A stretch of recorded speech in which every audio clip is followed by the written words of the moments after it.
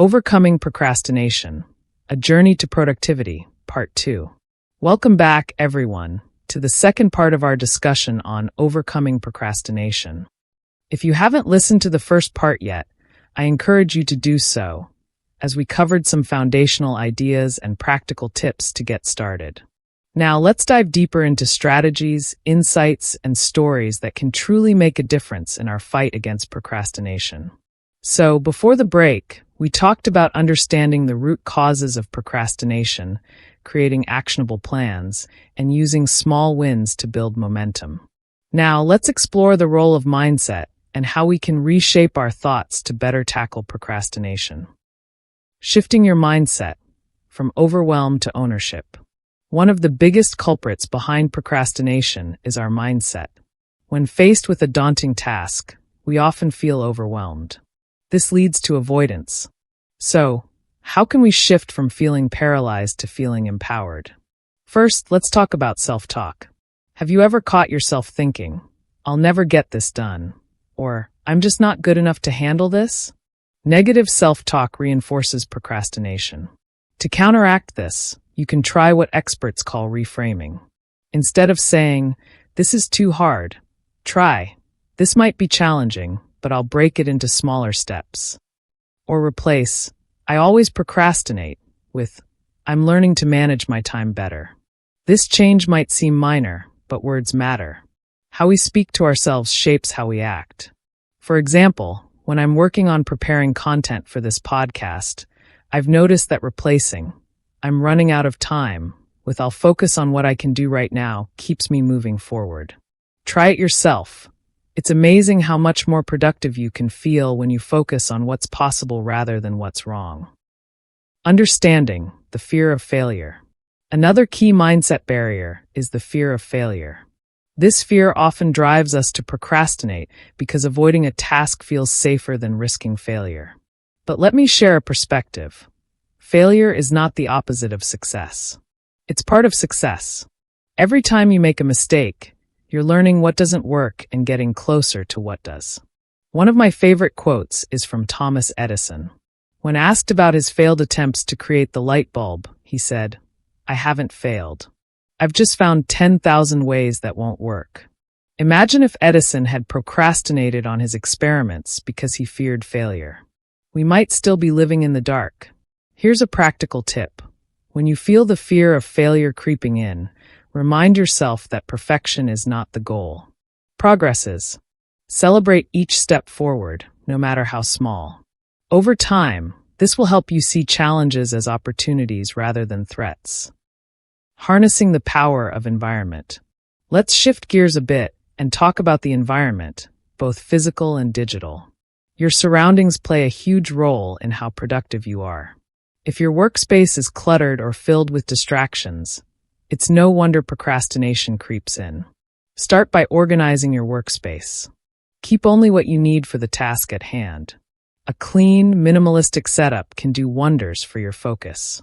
If you work from home, create a designated area for productivity. Even if it's just a small corner, having a space dedicated to work helps signal your brain that it's time to get things done. Now, let's talk about your digital environment.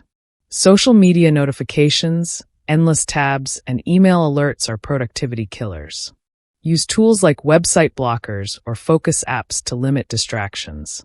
Personally, I use a Pomodoro timer that turns off notifications while I work in short bursts of 25 minutes.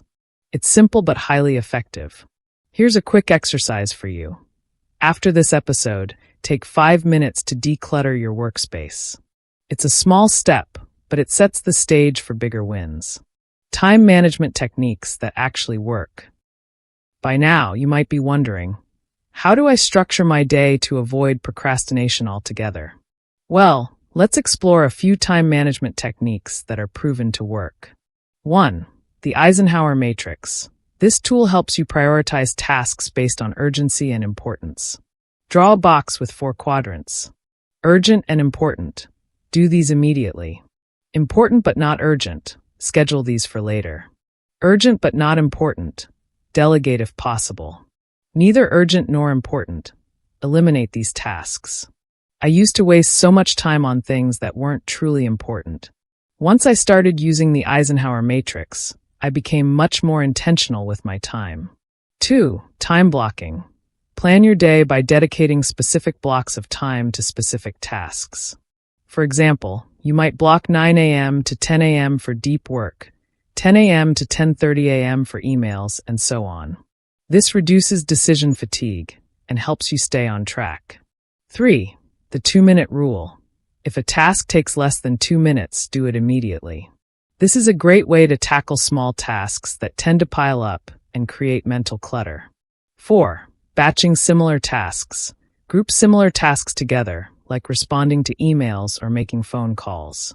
This minimizes context switching and saves mental energy. Building accountability and support. Another powerful way to combat procrastination is by building accountability. When you share your goals with someone else, you're more likely to follow through. You could find an accountability partner, join a study group, or even use social media to publicly commit to your goals. For instance, if you're working on a personal project, you might post updates online to keep yourself motivated. Let me share a quick story. A friend of mine wanted to write a book, but kept procrastinating. So, she announced on Facebook that she'd publish 1 chapter every month. The positive pressure from her friends kept her motivated, and she finished the book in less than a year. Sometimes external accountability can make all the difference. The role of self-care in overcoming procrastination. Finally, let's talk about self-care. Often, procrastination isn't just about laziness or poor time management. It can be a sign that you're burned out or overwhelmed. Taking care of your physical and mental health is essential for staying productive. Make sure you're getting enough sleep, eating well, and exercising regularly. Also, don't forget the importance of taking breaks. Working nonstop might seem productive, but it often leads to diminishing returns. Personally, I've found that a short walk or a quick meditation session can work wonders when I'm feeling stuck. Sometimes stepping away from a task is the best way to gain clarity and come back stronger. Closing thoughts. We've covered a lot today, from shifting your mindset and organizing your environment to mastering time management and prioritizing self-care. Overcoming procrastination isn't about being perfect. It's about taking consistent steps toward improvement. Remember, every small step counts. The journey to overcoming procrastination is ongoing, but the effort is worth it. Start where you are, use the strategies that resonate with you, and celebrate your progress along the way. Thank you for joining me in this 2-part series on overcoming procrastination. If you found these tips helpful, share them with someone who might benefit. And as always, I'd love to hear your thoughts, stories, or additional strategies that have worked for you. Let's keep this conversation going. Until next time, this is Alex, signing off from GrowthTalk. Stay productive and take care.